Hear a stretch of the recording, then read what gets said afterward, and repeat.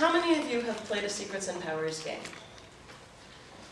How many of you don't know what that is and don't know whether to raise your hand yet? Perfect.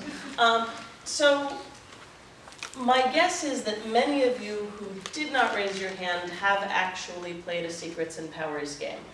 And that's because if you're in a lot of the American theater-style communities or have been in those communities, a lot of the games that don't really have categories have come out, were related to this style. And for a long time, this was the main style that we saw at a lot of these theater-style events, especially in the intercon community that I will talk about, but also in other places. So I want to talk about what is a Secrets and Powers LARP, and then a little bit about what makes a good Secrets and Powers LARP and maybe how that can apply to other things, and then how has Secrets and Powers LARP impacted the American LARP culture. So this is an extremely genericized version of a classic Secrets and Powers blurb. All the important people in this setting have gathered together to meet and negotiate, but something strange is happening.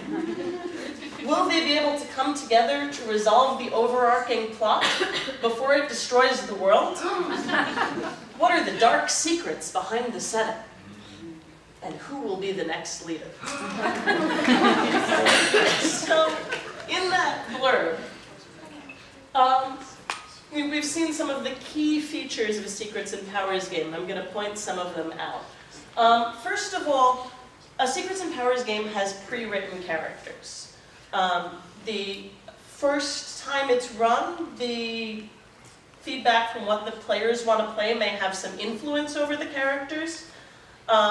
But there's a set of authors who are writing characters with history and goals and emotional content that they are then giving to players who play as, at their interpretation of what's written.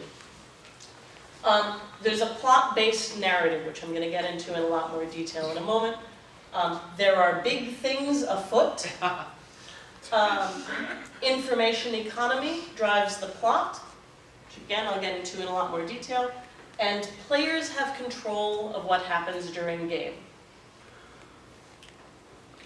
So pre-written characters are written by the game writers with limited to no feedback from the players. They may get a casting questionnaire and go, oh, well, we're going to tweak this a little bit, but fundamentally it's about what the authors think makes a good game, not what about the players are asking to play. These characters have characterization, history, and goals, and they may have powers that aid in achieving those goals.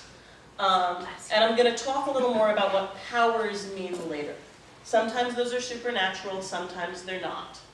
And there are character conflicts written in.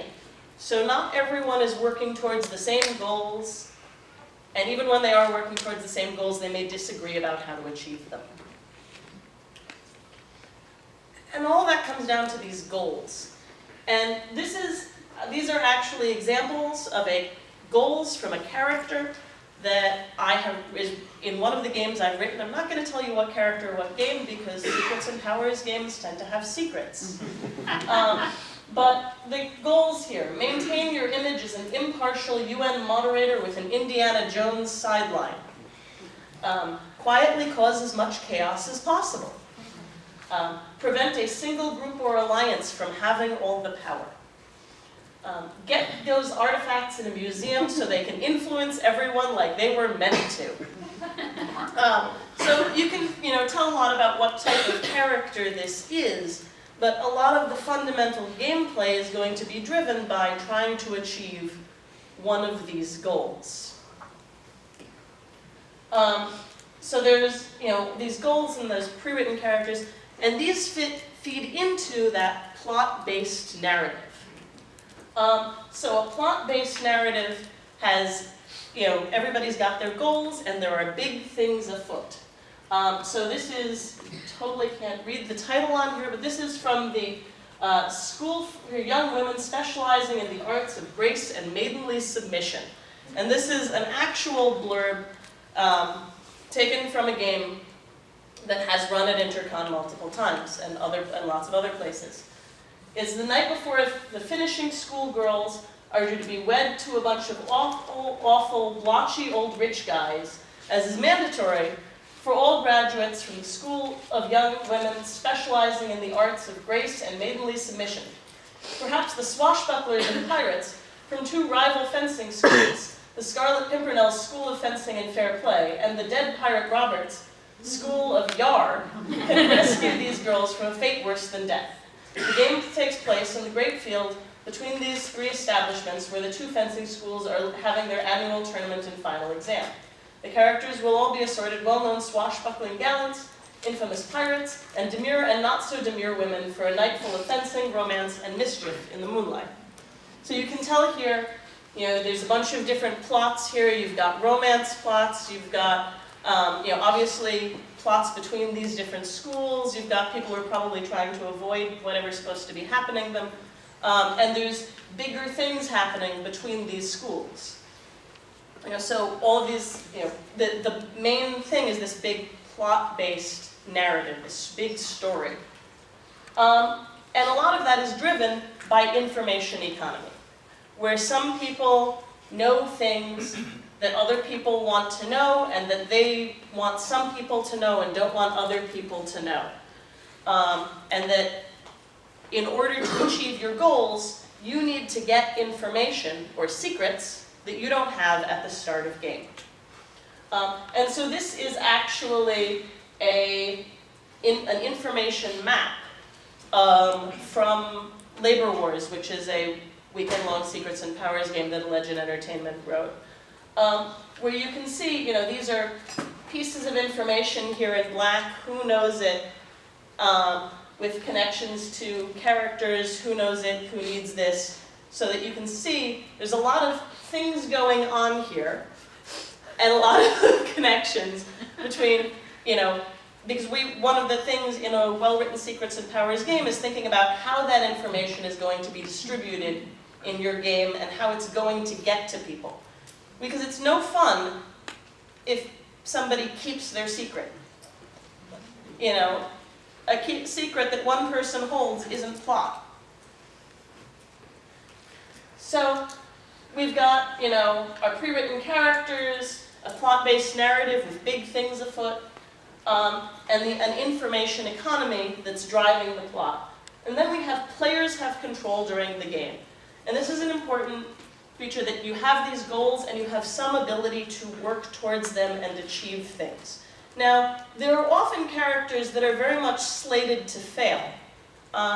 You may be playing a villain where it is completely expected that you're trying to summon Cthulhu, and everyone else in the game is going to wind up at some point teaming up to stop you from summoning Cthulhu.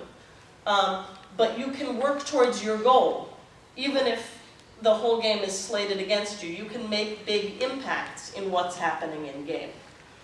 And some of that is done by powers in most Secrets and Powers games. Now, powers can be supernatural or mundane, but they're abilities that not everybody has. So, for example, this is a power from Shadows over Babylon. Sample analysis. To gather a blood sample, a target must be willing, unconscious, or restrained. Once collected, by spending 5 minutes analyzing a blood sample, you can gather potentially interesting information. See a GM to use this ability.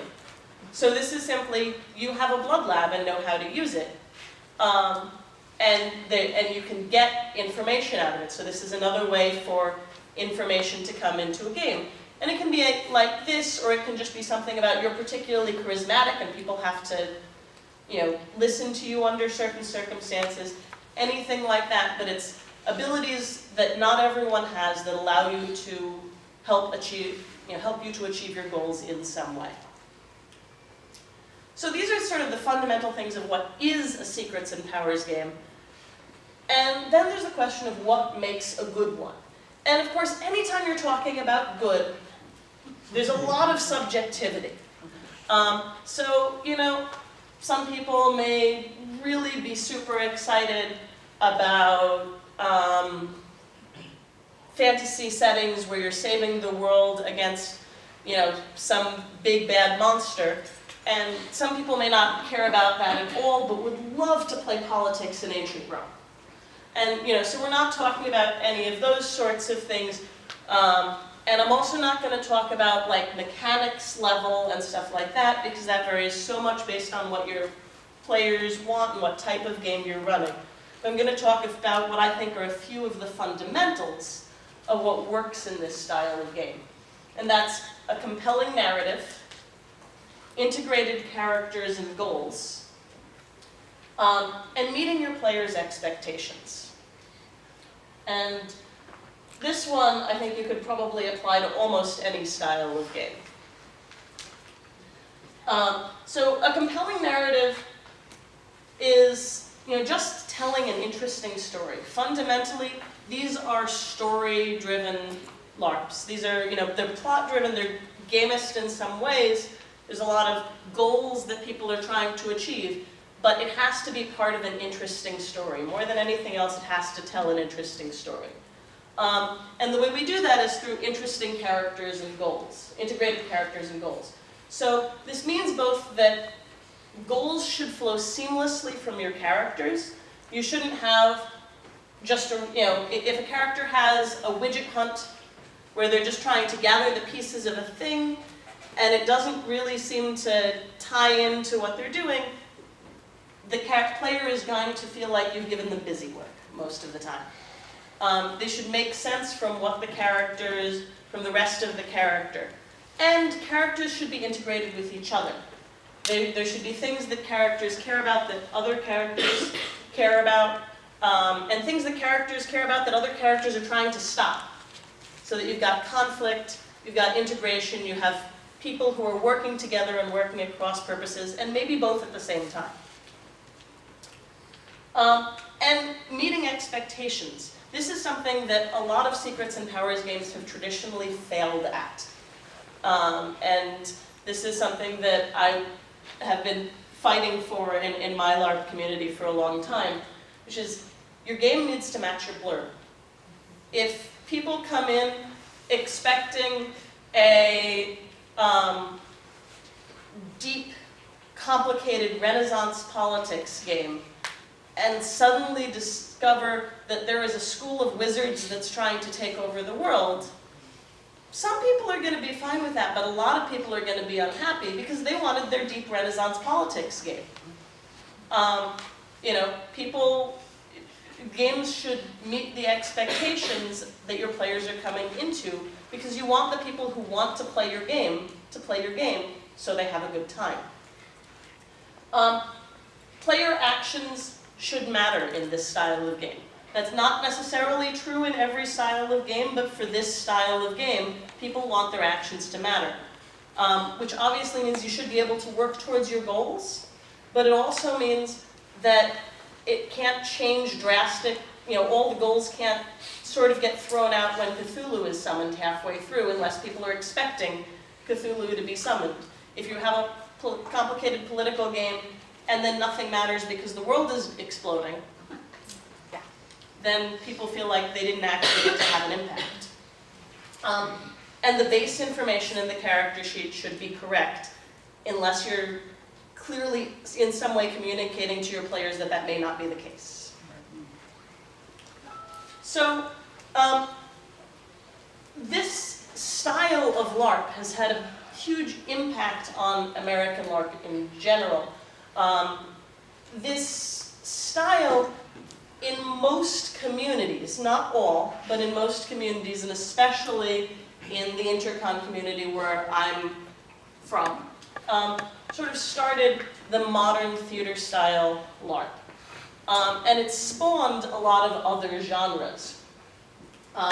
You know, so arguably, I know there's some argument about this, but I'm using Nat's decision on this. This started with Recon 1 in 1983. And I know this developed sort of in parallel in a lot of different places, but again, I'm sort of from the intercon community, so that's where I'm a little focused. And this, established these basic conventions, not conventions as in cons, but the conventions of the form. And from there we have Silicon 1 in 1986, starting the intercon line of conventions, which you can hear lots more about if you want to go to Jeff DeWalt's talk later, and I'm not going to talk about that. But out of this came Horde LARP, where you have some players playing a normal cast characters in a somewhat secrets and powersy game, and a whole lot of people walking by and doing short characters and then coming back and playing another one. You have tale-telling games, where you have often a somewhat secrets and powersy setting, but you break up the flow of the game to come in and play little mini LARPs about what's going on that may bring more information into your base game. Parlor, Sandbox, and American Freeform were often very heavily influenced by some of these, stylistic conventions, although it's gone in all sorts of great directions, and I love the proliferation of genres that are coming out of the theater style scene. But in conclusions, Secrets and Powers LARP sort of set a lot of the conventions that we're used to and use in America, and I think it's important, my sort of stake in all of this is I like terms so that we can talk about things. So I am getting into the clusterfuck that is LARP, styles of LARP, because I don't care that much what the terms are, but the more consistent terminology we have, the easier it is to have conversations. So thank you all, and I'd be glad to talk more about this anytime.